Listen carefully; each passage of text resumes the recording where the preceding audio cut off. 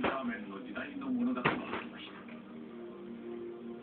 そして博士はその顔立ちに着目しました。次の顔は